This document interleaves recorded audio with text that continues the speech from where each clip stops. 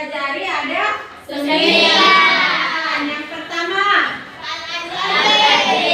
yang kedua, Al-Baqarah. Yang ketiga, Al-Yasin. Yang keempat, An-Nahl.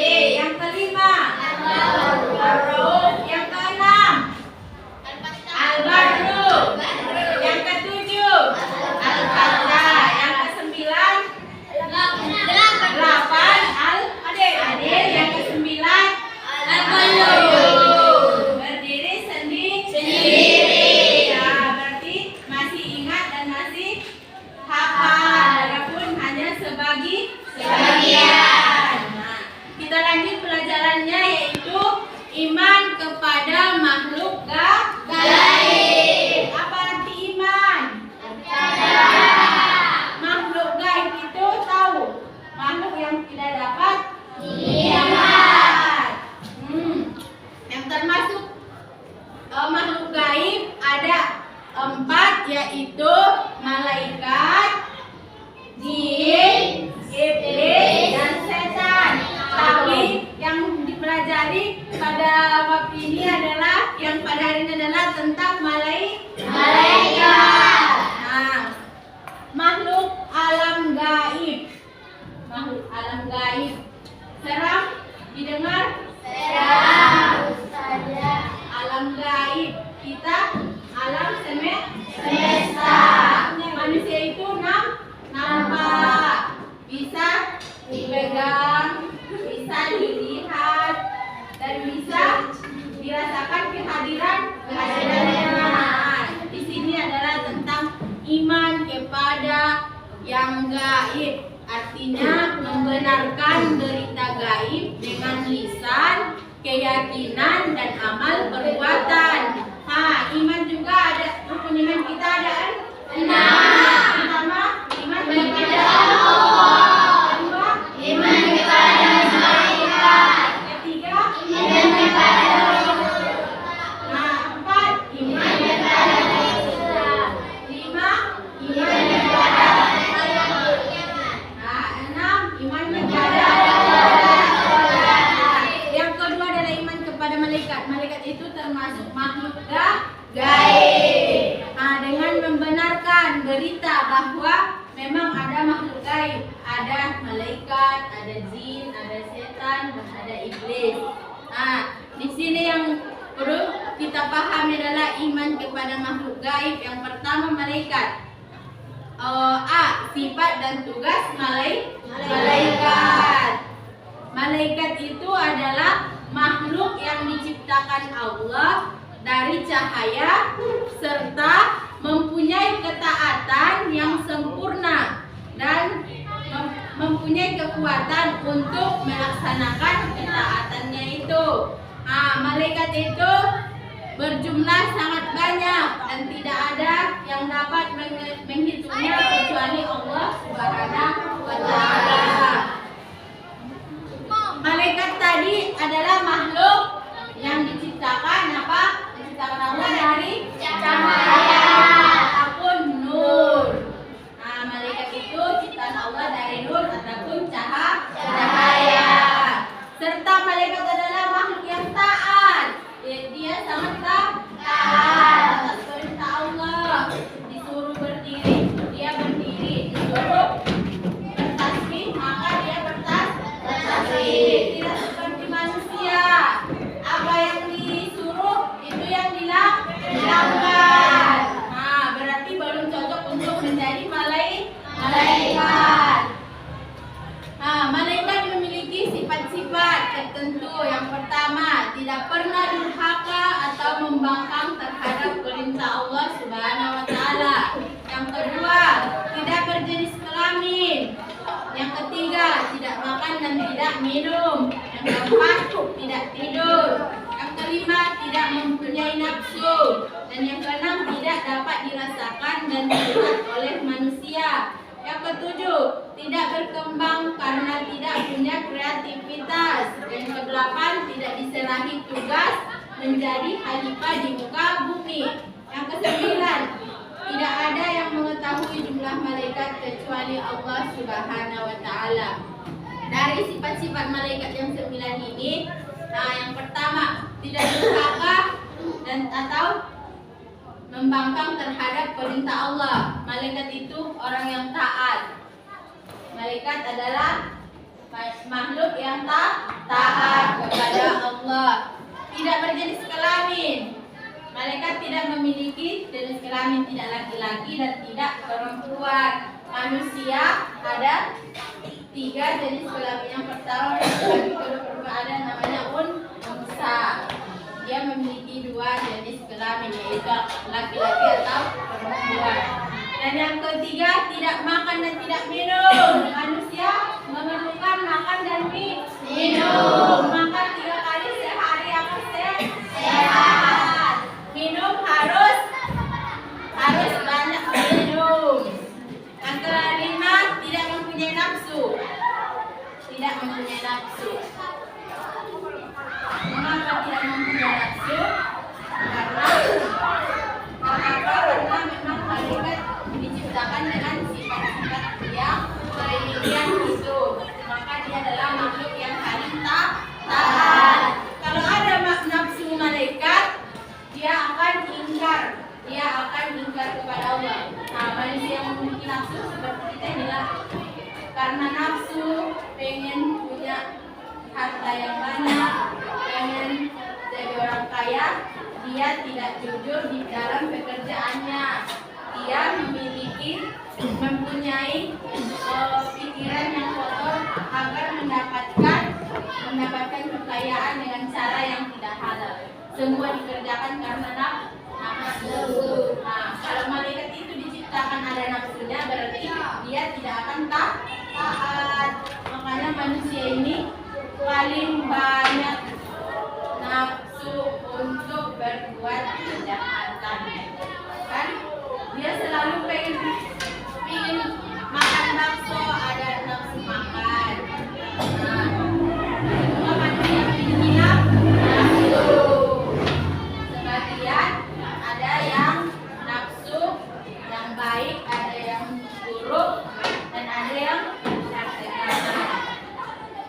baru yang kelima, keenam, tidak dapat dirasakan dan dilihat oleh manusia. Malaikat itu memiliki sifat yang tidak dapat dilihat oleh manusia. Malaikat itu tidak dapat dilihat oleh manusia. Tapi akan tetapi walaupun tidak dapat dilihat, kita yakin dan percaya bahwa malaikat itu ada, dengan cara mengiman kepada makhluk gaib, yaitu malaikat. Nah, yang ketujuh, tidak berkembang karena tidak punya kreativitas. 8, tidak diserahi tugas menjadi khalifah di muka bumi. Mereka memang diciptakan hanya untuk taat kepada Allah. Apa yang disuruh itu yang dikerjakan, tidak sebagai khalifah. Karena manusialah yang diciptakan Allah untuk menjadi khalifah di muka bumi. Nah, yang ke-9, tidak ada yang mengetahui jumlah malaikat kecuali Allah Subhanahu wa taala. Jumlah malaikat itu banyak. Yang wajib kita ketahui ada berapa? 10. Yang pertama apa? Malaikat apa? Jibril.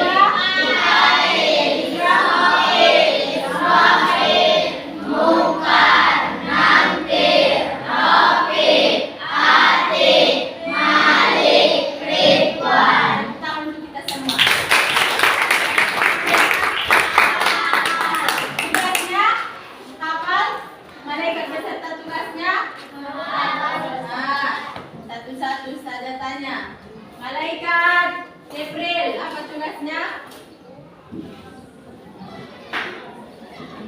Menyampaikan wahyu. Malaikat Mikail, tugasnya menurunkan hujan dan menurunkan rezeki. Malaikat Israel. Malaikat Israfil. Malaikat Raqib, mencatat amal baik. Atid, amal buruk. Munkar dan nakir. Mena? Baik. Nah. Malik. Ridwan. Surga. Menjaga pintu surga. Nah, malaikat tadi ada 10 beserta tugasnya. Itu yang wajib kita ketahui. Sebenarnya jumlah malaikat itu banyak. Jumlah malaikat itu tidak ada yang dapat mengetahuinya kecuali Allah Subhanahu wa Ta'ala. Nah, ada yang tidak mengerti yang saya sampaikan? Ada pertanyaan? Nah, sudah paham apa itu malaikat? Sudah. Apa tadi? Kesimpulannya, malaikat adalah makhluk gaib yang diciptakan Allah dari cahaya ataupun nur. Nah, yang wajib kita imani. Cara mengimaninya dengan membenarkan dengan hati, dengan lisan dan keyakinan dan amal perbuatan.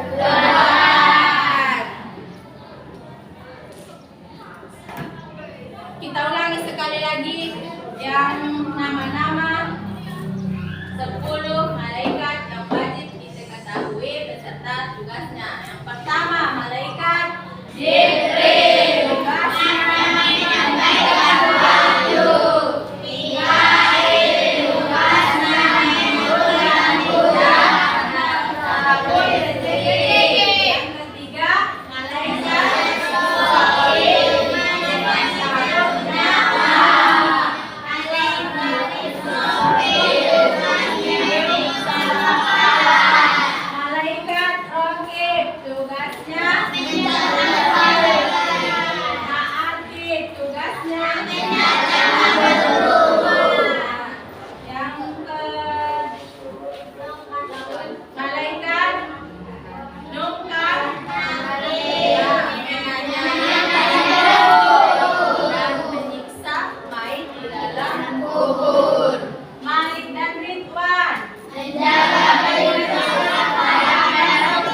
pintu surga. Di sini semuanya pengen masuk surga? Nah, dengan cara apa? Sholat. Dan banyak cara untuk mendapatkan surganya Allah, yaitu mengerjakan perintah Allah dan menjauhi segala yang dilarang. Sholat itu perintah Allah, perintah. Maka kerjakanlah sholat terutama yang 5 waktu sehari semalam. Kunci pintu surga yaitu La ilaha illallah Muhammadur Rasulullah. Di sholat kan banyak dikatakan ayat yang ataupun bacaan yang berbunyi La ilaha illallah Muhammadur Rasulullah. Di tahiyat akhir, di sahadatmu, pas sahadat setelah wudu.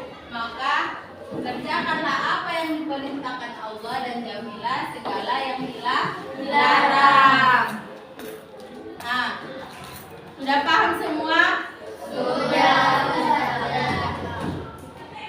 Mungkin untuk pembelajaran kita pada hari ini yang berjudul tentang iman kepada makhluk gaib sudah dapat dipahami. Karena tujuan dari pembelajaran ataupun pada bab 5 ini adalah meningkatkan keimanan kepada malaikat-malaikat Allah dan makhluk gaib selain malaikat.